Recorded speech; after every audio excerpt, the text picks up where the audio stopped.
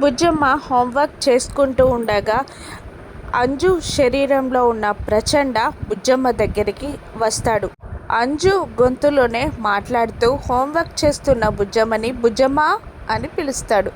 అక్క అని బుజ్జమ్మ అంటూ ఉండగా, ఈరోజు మనం చాట్ తినడానికి బయటికి వెళ్దాం అనుకున్నాం కదా అని అడుగుతూ ఉంటుంది అంజు.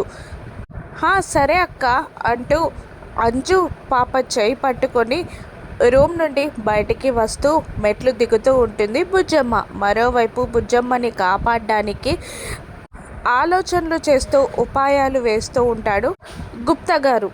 ప్రచండ బుజ్జమ్మ చెయ్యి పట్టుకొని మెట్ల మీద నుండి కిందికి దించుతూ బలివ్వడానికి ఇంటి నుండి బయటికి తీసుకెళ్తూ ఉంటాడు. గుమ్మం నుండి బుజ్జమ్మ చెయ్యి పట్టుకొని వస్తున్న ప్రచండని చూస్తూ గుప్తా గారు, ఈ ప్రచండ అనుకున్నంత పని చేస్తున్నాడు, ఆ బుజ్జమ్మని బలివ్వడానికి ఇంటి నుండి బయటికి తీసుకెళ్తున్నాడు అని వెళ్తున్న బుజ్జమ్మని ప్రచండని చూస్తూ షాక్ అవుతూ ఉంటాడు గుప్తా. ఇక వాళ్ళిద్దరూ అలా బయటికి వెళ్ళడం పైన బాల్కనీ నుండి చూసిన మనోహరి, యాదమ్మ ఇద్దరు సంతోషపడుతూ ఉంటారు.